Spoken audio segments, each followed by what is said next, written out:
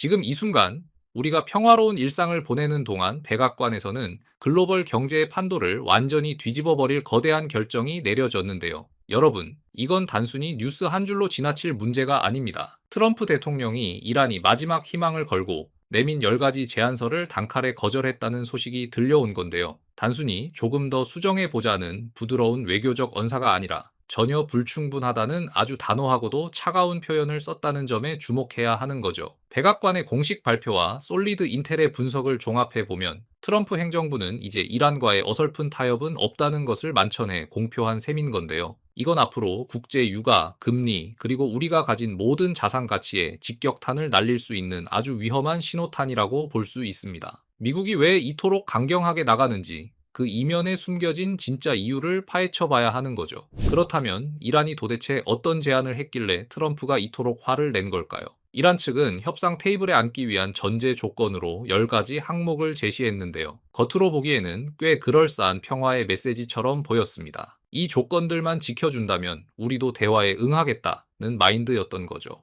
이란 국영 미디어를 통해 흘러나온 이 10개 조항은 사실상 이란이 국제사회에서 마지막으로 내민 배수진과도 같았습니다. 하지만 투자자의 관점에서 이 제안서를 뜯어보면 이건 단순한 평화 제안이 아니라 미국을 시험대에 올린 고도의 심리전이었다는 걸 알 수 있는데요. 이란은 자신들이 양보할 수 있는 최후의 선을 긋고 미국의 반응을 살핀 건데 미국은 그 선 자체가 너무 낮다고 판단한 겁니다. 결국 양측의 기대치가 하늘과 땅 차이라는 것이 증명된 셈인 거죠.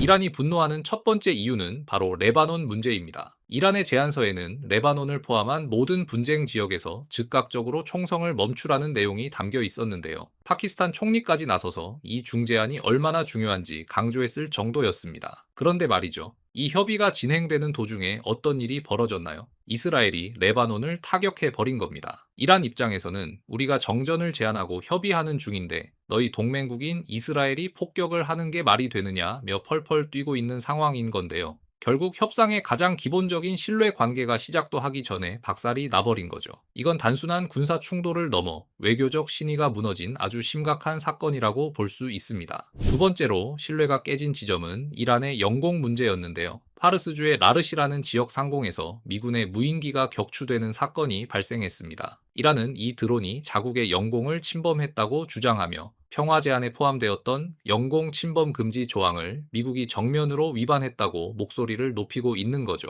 여러분, 영공 침범은 주권 국가에게는 선전포고와 다름없는 일인 건데요. 이란 혁명수비대는 이번 격추를 통해 자신들의 방공망이 건재하다는 것을 과시함과 동시에 미국의 이중성을 공격하는 명분으로 삼고 있습니다. 앞에서는 대화를 말하면서 뒤에서는 드론을 보내 정찰을 하느냐는 이란의 주장이 국제사회에서 묘하게 설득력을 얻고 있는 이유이기도 합니다. 가장 핵심적인 문제는 역시 우라늄 농축 권리였습니다. 이란 제안서 6조에는 이란이 평화적인 목적, 즉 에너지를 만들기 위해 우라늄을 농축할 권리가 있다는 내용이 명시되어 있었는데요.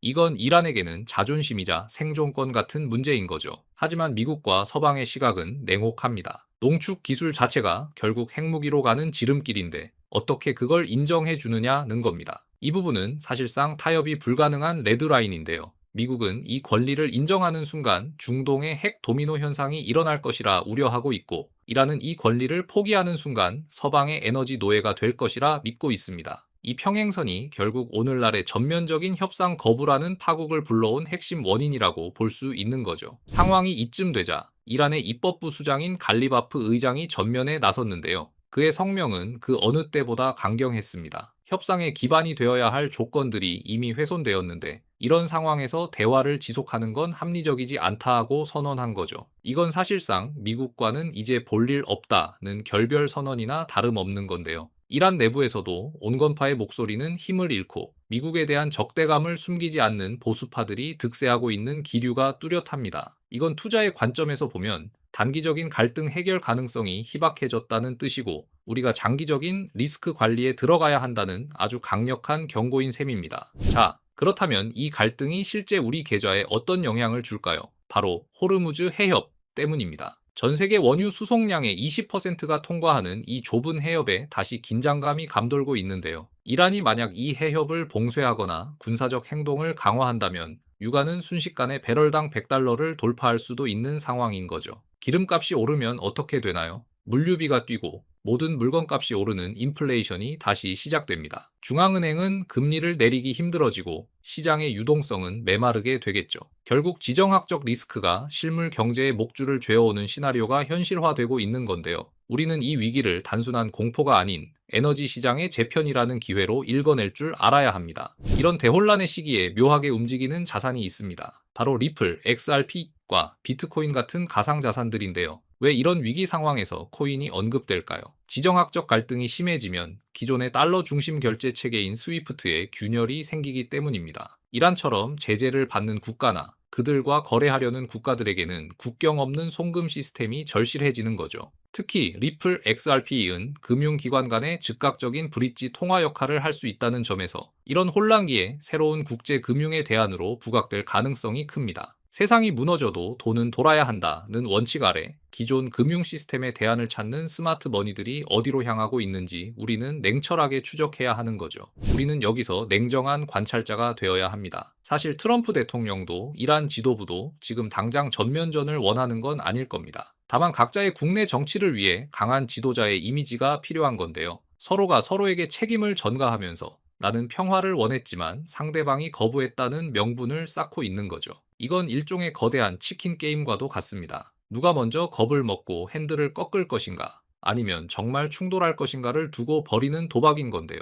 이 게임이 진행되는 동안 시장은 요동칠 것이고, 그 변동성은 준비된 투자자에게는 엄청난 수익의 구간이 될 것입니다. 정보의 이면을 보는 눈이 필요한 시점인 거죠. 결론을 말씀드리겠습니다. 지금의 위기는 단순한 악재가 아니라 새로운 부의 질서가 만들어지는 과정인 건데요. 대중이 공포에 질려 자산을 던질 때 우리는 데이터와 논리를 바탕으로 가장 단단한 자산을 골라내야 합니다. 에너지 인플레이션에 대비한 포트폴리오를 구성하고 기존 금융 시스템의 한계를 돌파할 가상자산에 대한 확신을 가질 때입니다. 여러분, 위기는 언제나 기회의 가면을 쓰고 옵니다. 오늘 분석해드린 백악관의 단호함과 이란의 반발, 그리고 그 속에 숨겨진 경제적 파장을 완벽하게 이해하셨다면 여러분은 이미 상위 1%의 투자자입니다. 흔들리지 마십시오. 이 폭풍이 지나간 자리에는 오직 준비된 자만이 누릴 수 있는 찬란한 수익이 기다리고 있을 것입니다. 오늘 준비한 소식은 여기까지입니다. 구독과 좋아요는 큰 힘이 됩니다. 감사합니다.